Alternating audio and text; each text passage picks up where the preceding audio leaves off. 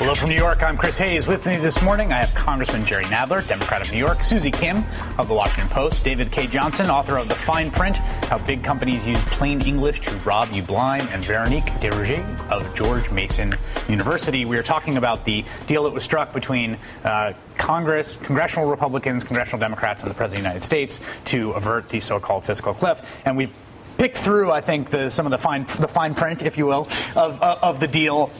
But I want to talk about what this sets up next, because I think the big criticism from Democrats and liberal observers wasn't necessarily what was in this deal, but the fact that because there's no debt ceiling raise in it, and because it pushes the sequester 2 months ahead of time, that you've now set up yet another, countdown clock cable news crisis, basically, where we're going to rush along to this deadline, and that the Republicans are going to have much more leverage here because they're once again threatening not to raise the debt ceiling unless they get spending cuts. And I guess my question to you, Congressman Nadler, is you have a proposal. It's not yours. It actually emanated, and this probably will make people a little worried about it. It emanated from a commenter at a blog, but it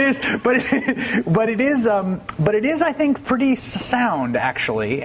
Explain your proposal, the proposal that's out there that you are now advocating. Let me put it in context first. Yes. The Republicans have suddenly invented this notion that we bargain about the raising the debt ceiling, and that you have to reduce spending to justify, or in order to get their votes for increasing the debt ceiling. The president says he won't negotiate on that, and he's quite right. What they're really saying is, by not raising the debt ceiling, we're not going to pay the bills that we voted to incur. Yep. We're going to permit the country to default and cause economic chaos and destroy the economy. That's essentially what they're saying. And they're saying we're going to blackmail everybody in the country by saying we'll destroy the economy if you don't do what we want, namely cut spending in certain amounts. Absolutely illegitimate. It's like an old gangster movie where someone says, "A nice economy you got there. Pity if it should happen to blow up if you don't pay me protection money." That's what they're saying. It should not be indulged. Now, there are two ways of simply saying we're not going to talk about it. One is to say that under Section 4 of the 14th Amendment, which says the full faith and credit of the United States shall not be questioned, that insofar as as a debt ceiling statute prevents you from paying the bills, that it's unconstitutional and should be disregarded. The president, for some reason, has said he won't do that. I've seen very good constitutional arguments on both sides of that question. It's never been tested in court. We should. But it's very unclear who could even test it, actually. It's sort of a fascinating but the other question is that there is a way. It sounds strange, but it's not. It's no more strange, and certainly no more, certainly a lot more justifiable than blackmailing the whole country by threatening the economy. And that is that the Treasury has the authority, under specific statutory authority, to issue platinum coins in any denomination from whatsoever. From time to time. In any time the Treasury Secretary wants to do it, in any denomination he wants to do it. So what you do is you take a platinum coin, you put John Boehner's face on it, you mint it, you say it's $1 trillion coin, you give it to the Federal Reserve. Federal Reserve can then you deposit it in the Treasury's account in the Federal Reserve. You fill out the little deposit slip right at the teller window. And then the Treasury can pay its bills. Right. Now, you're not increasing borrowing. You're not borrowing anything. Right. You're not having inflation because you're not spending more money. You're still spending the amount of money that Congress voted to spend. Right. So there is no downside to it. Now, is it a legal trick? Yes. It gets around the legal trick and the blackmail of the debt ceiling. If there are any Hollywood agents watching, I am working on a $1 trillion coin heist film that I think is going to be super awesome, which is about the trip from the mint to the deposit of the Federal Reserve. Find my email address. The point is, it's a legal way of taking the blackmail of away from whoever wants to use it, and then you can have an intelligent or a proper debate on your level of spending and taxation. Okay. I think it's a fun idea to think about. You think about Obama, handing, if you don't want to do Boehner, you could put Sandra Fluck's face on it and giving it to Republicans. I mean, the question is, and you have various legal scholars bring this up, is that, there could be a lot of litigation around whether this was actually the intent of the law. You could say that actually this was there so that we could issue commemorative type coins, say with Bruce Springsteen's face on it, right. And not in as order. As a general rule of statutory interpretation, yeah, exactly. As a general rule of statutory interpretation, when you have very specific language that says you may do this, sure. It doesn't matter the reason for it as expressed even in Congress. But this is the thing. If it does launch a lot of litigation and challenges, that could be a really, really messy situation. I mean, we're dealing with the question of whether a country is going to default or not. So, I mean, the right, but to the Congressman's point, I mean, I think that to me the idea behind the $1 trillion coin is that defaulting on the debt is messy, right? Like, I mean, but people should know what that means, right? When we say we're not going to go through the debt ceiling, right?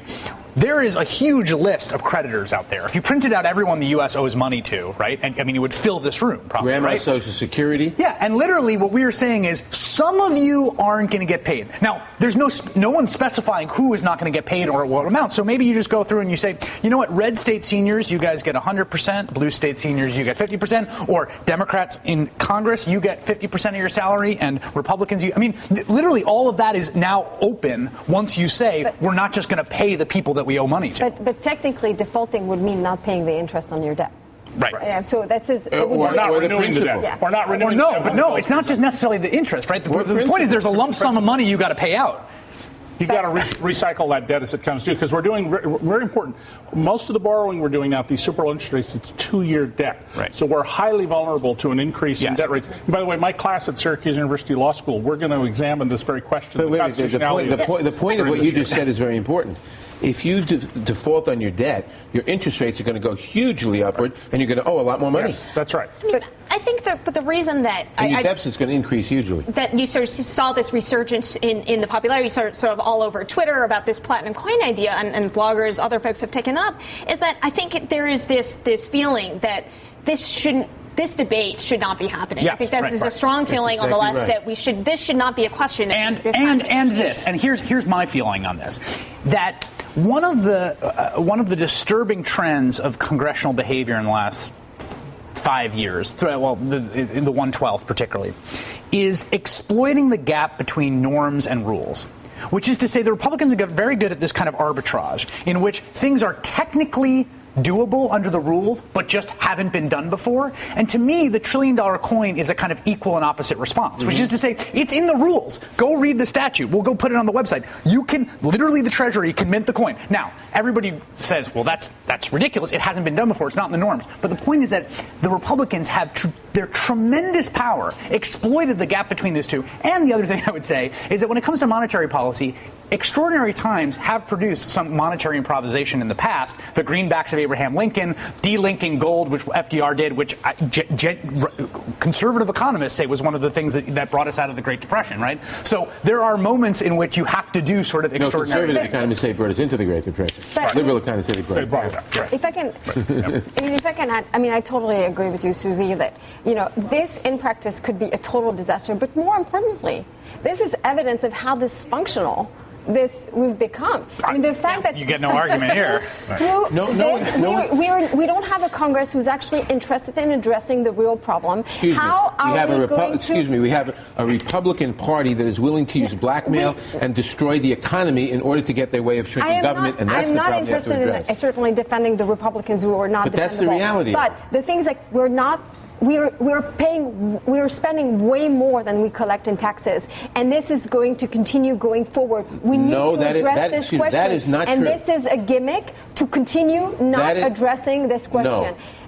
Increasing the debt ceiling without having an actual conversation. I agree that this is not, crises are not the best way to actually get to solid reforms. That being said, but that's how democracies get to them.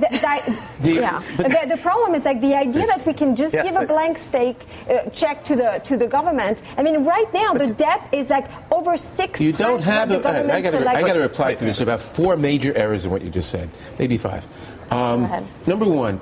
Our deficit has been reduced as a percentage of GDP from 10.1% to 7.1% in the last 3 years, the largest reduction as a percentage of GDP, I think, in history since on its way to 3. On its way to 3. Number two, the reason the deficit is so large is very simple. We have a depression on our hands.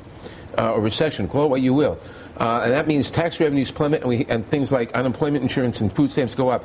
Get the recession out of the way. Get unemployment down to 5%.